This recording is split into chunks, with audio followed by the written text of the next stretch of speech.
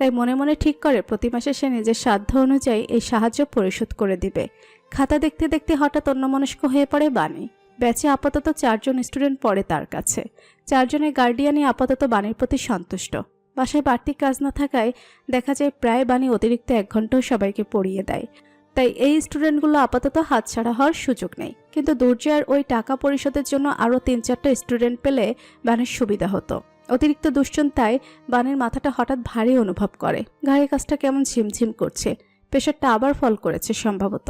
বাণী একটা দীর্ঘশ্বাস ছেড়ে বোতল থেকে কিছুটা পানি খেয়ে নেয়। অ্যাবর্শনের পর থেকে শরীরটা হুটহাট খারাপ হয়ে পড়ছে। বিশেষ করে প্রেশারটা কন্ট্রোলেই থাকছে না একদম। অ্যাবর্শনের কথা মনে পড়তেই বাণীর বাচ্চাটার কথা মনে পড়ে। সে অবহেলায় নিজের পেটের দিকে তাকায়। বাচ্চাটা থাকলে এখন কত মাস চলতো তার? 4 মাস নাকি 5 মাস? হিসাব খেয়াল নেই বাণীর। আজকাল বহু কিছুই খেয়াল থাকে না তার। ঘড়ির কাঁটা ঘুরছে আপন গতিতে। সময়ের সঙ্গে যেন পাল্লা দিয়ে বাড়ছে শীতের বৈরী হাওয়া। সেই হাওয়াটা গায়ে লেগে শরীরের প্রতিটা লোমকূপ ছুঁয়ে যাচ্ছে। ঘরময় ভর করছে এক ভয়ানক নিস্তব্ধতা। ঝুল বারান্দায় দাঁড়িয়ে রাতের আকাশটা দেখছে প্রত্যয়। মনের মাঝে তার অদ্ভুত এক অস্বস্তি এসে ভিড় করেছে। জেসি চট্টগ্রাম ছেড়েছে আজ সম্পূর্ণ 1 দিন হলো। এই 1 দিনে আর জেসির সঙ্গে কথা হয়নি প্রত্যয়ের। আজ সন্ধ্যায় প্রত্যয় মায়ের কাছ থেকে জানতে পেরেছে যে ওই মেয়ের জ্বর নাকি এখনো কমেনি, বরং ভালো করেই চেকে ধরেছে। খবরটুকু শুনে প্রত্যয়ের মনে হচ্ছে একবার তার কল করে খবর নেওয়া উচিত, মানবতার খাতিরে অন্তত। তবে পর মুহূর্তে আবার মনের মধ্যে অস্বস্তি কাজ করছে। এই সিদ্ধান্তহীনতায় ভুগে প্রত্যয় অস্থির অনুভব করে। সেই অস্থিরতাটা মেটাতেই মনের সকল দ্বিধা একপাশে রেখে সে কল লিস্ট হতে স্লাং ইউজার জেসি লিখে সেভ করা নাম্বারটা ডায়াল করে। সময় গড়ায়। কলটা বেজে নিজস্ব সময়ের গণ্ডি পেরিয়ে কেটে যায়। অপর পাশ হতে আর ফোনটা রিসিভ হয় না। প্রত্যেক একটা দীর্ঘশ্বাস ফেলে, আবার আকাশপানে তাকায়। খুব বেশি কি অসুস্থ? পর মুহূর্তেই নিজেকে এই ভেবে সান্ত্বনা দেয় যে সে তো কল করেছে। কেউ অন্তত বলতে পারবে না যে প্রত্যেক অকৃতজ্ঞের মতো একটা বারও খোঁজ নেওয়ার উদ্দেশ্যে কল দেয়নি। নিজেকে এই বুঝতেই রুমের ভেতরে যাওয়ার জন্য প্রত্যয় পা বাড়ায়। ঠিক সেই মুহূর্তেই তার ফোনটা বেজে ওঠে। স্ক্রিনে তাকিয়ে দেখতে পায় জেসি কল ব্যাক করেছে। প্রত্যয় সামান্য গলা ছাড়ে কলটা রিসিভ করে। স্পষ্ট গলায় বলে, হ্যালো। অপর পাশতে ক্ষীণ জবাব আসে, হাই, কেমন আছো? আলহামদুলিল্লাহ, তুমি? ভালো আছি। আর কোনো কথা খুঁজে পায় না প্রত্যয়। আবার সেই দমবন্ধকর অস্বস্তি তাকে জেঁকে ধরেছে। কি বলা উচিত এই সিচুয়েশনে, তাও তার বিচক্ষণ মস্তিষ্ক ঠাউর করতে পারছে না। ফোনের অপর পাশে থাকা জেসি তখন নীরব। এই তীব্র জ্বরে তার মন কেমন যেন ন্যাকা হয়ে উঠেছে। ইচ্ছে করছে যেন প্রত্যয় কিছু বলুক, অন্তত চট্টগ্রামের বর্তমান আবহাওয়ার খবর নেওয়ার ছলেও কিছু বলুক। বেশ কিছুক্ষণ গাইগুই করে প্রত্যয় বলে, আচ্ছা, ডিস্টার্ব করার জন্য সরি। খেয়াল রেখো। বাই। বলেই ঠাস করে ফোনটা কেটে দেয় প্রত্যয়। জেসি অবাক হয়ে ফোনটা মুখের সামনে এনে স্ক্রিনের পানে তাকিয়ে রয়। তার ন্যাকা আত্মাটা আচমকা আরও ন্যাকামি করে বসে। চোখ টলমল করে ওঠে। শরীরের দুর্বলতা, চট্টগ্রামের আবহাওয়া, ঢাকার বাসিন্দা, ওই ছেলেটার সবকিছুই অসহ্যকর ঠেকছে তার। সে রাগে ফোঁস ফোঁস করতে করতে ফরহাদের নাম্বারটা ডায়াল করে। ফরহাদ কল রিসিভ করে উৎফুল্ল গলায় বলে ওঠে, দোস্ত, এখন কেমন? বাকি কথাটা সম্পূর্ণ করতে পারে না ফরহাদ। তার আগেই জেসি আগুনের মতো গর্জে ওঠে, অসভ্য, ফাজিল, ইতর, কুত্তা, বান্দর, ভুলেও তুই আমার সামনে আসবি না আর কখনো। তোকে সামনে পেলে আমি টুকরো টুকরো করে একদম তোর শ্বশুর বাড়ি পার্সেল করে দেব। শালা জোচ্চোর কোথাকার। I hate you. বলেই ফোনটা কেটে দেয় জেসি। ফোনের অপর প্রান্তে থাকা ফরহাদ তখন হতভম্ব। সে আবার কি করলো? জেসি কাঁথা টেনে মুখ ঢেকে পড়ে যায়। ভাবি খাবারের জন্য ডাকতে এলেও সে রাগারাগি করে বলে খাবে না। কিছু ভালো লাগছে না তার। ফিল্ডের সবুজ ঘাসের উপর বসে আছে সাইব। আকাশ জুড়ে তখন তারার মেলা। ঘাসের ডগাগুলো শীতের কারণে শিশির জমে আর্দ্র হয়ে আছে। ফিসফিসিয়ে প্রেম আলাপে মগ্ন সাইব। তার কথার স্বর আশেপাশের কোনো মানুষও শুনতে পারবে না, এতটা ক্ষীণ স্বরে বলছে। অবশ্য আশেপাশে খুব একটা মানুষও নেই। কেবল ফারদিন, জোনায়েত এবং রাফি রয়েছে। তারাও কিছুটা দূরে গোল হয়ে বসে উনো খেলছে। আচমকা কথার মাঝে আরেকটা কল আসতে দেখে সাইব ভুরুকুচকে স্ক্রিনের পানে তাকায়। প্রত্যয়ের নামটা দেখতেই সে বিড়বিড়িয়ে বলে, শালা সিঙ্গেলরা হলো মিঙ্গেলদের সব থেকে বড় শত্রু। 24টা বছর সিঙ্গেল থাকার পর ফাইনালি জীবনে প্রেম আসলো, কিন্তু এই শালাদের যন্ত্রণায় সেটাও শান্তিতে করতে পারবো বলে মনে হয় না। সাইব নিশার থেকে বিদায় নিয়ে প্রত্যয়ের কলটা রিসিভ করে। সাইব বলে, তোর বিয়ের রাইতে যদি আমি প্রতি 30 সেকেন্ড পর পর তোর রুমের দরজা নক না করছি, তাহলে আমার নাম বদলায় আমি কুদ্দুস রাখমু। প্রত্যয় সাইফের কথায় তেমন একটা গুরুত্ব না দিয়ে সিরিয়াস গলায় বলে, আই নিড হেল্প দোস। কি হয়েছে তোর? আমি একজনের সঙ্গে কথা বলতে নিয়েছিলাম, কিন্তু শুধু কেমন আছে জানতে চাওয়ার পর আর কথা এগিয়ে নিয়ে যেতে পারছি না। মানে কথা খুঁজে পাচ্ছি না, কিন্তু কথা না বললেও অস্থির লাগছে। মোট কথা খুব দ্বিধাদ্বন্দ্বের মধ্যে আছি। এটা কি কোনো সিরিয়াস সমস্যা?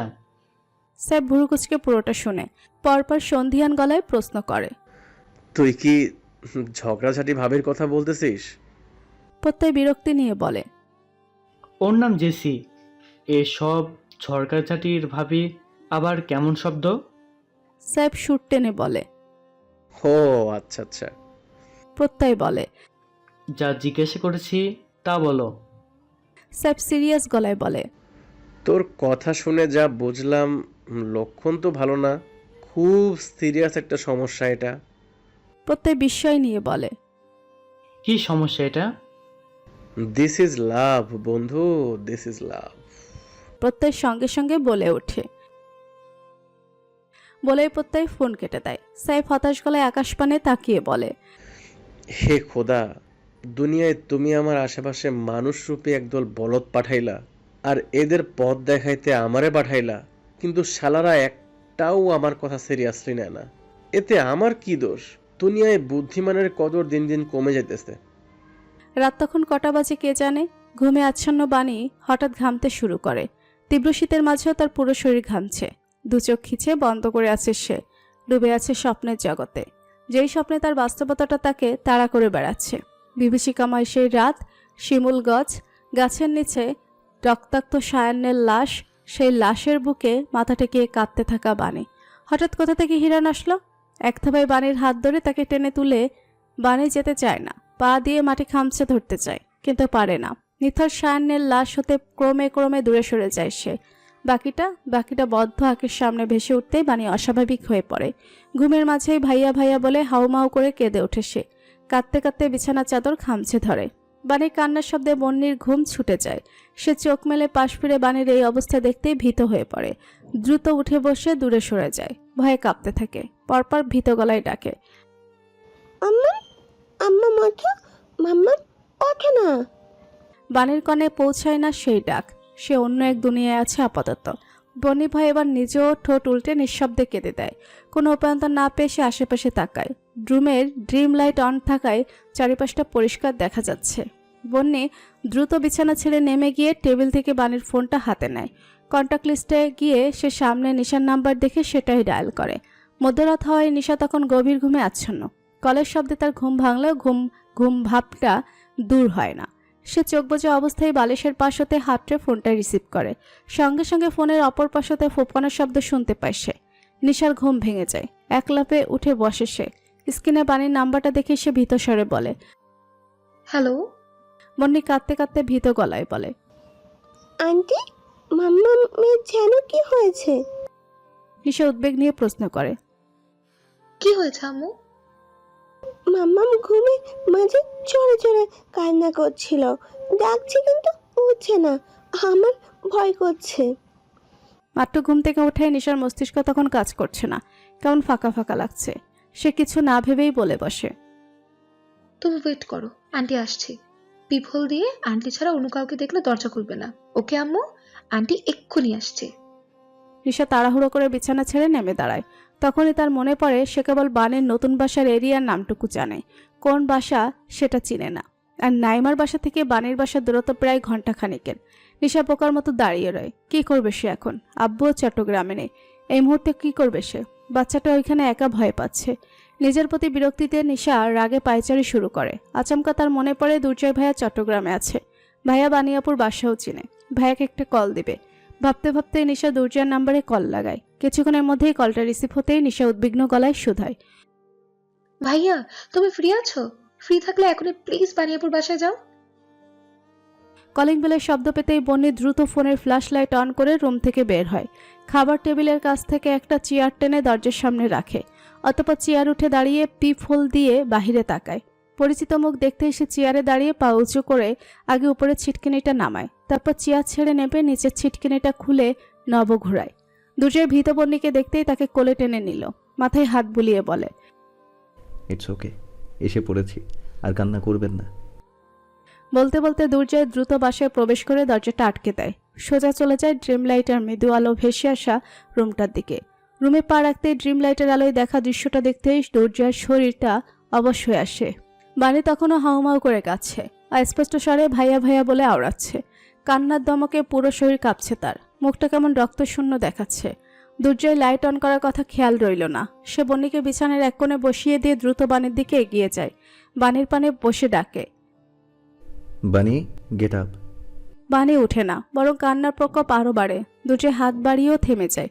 অনুভব করে সে বাণীকে ছোঁয়ার সাহসও খুঁজে পাচ্ছে না। ঘুমের ঘরে যদি আরো ভয় পেয়ে যায়। নারীকণ্ঠের হৃদয় বিদারক কান্নার স্বরটা দুর্জয়ের মস্তিষ্কে আঘাত করছে। সে ডাকার জন্য গলায় জোর খুঁজে পায় না। মাথা ঘুরিয়ে বন্নির পানে তাকায়। বাচ্চাটাও ভয়ে সিটিয়ে আছে।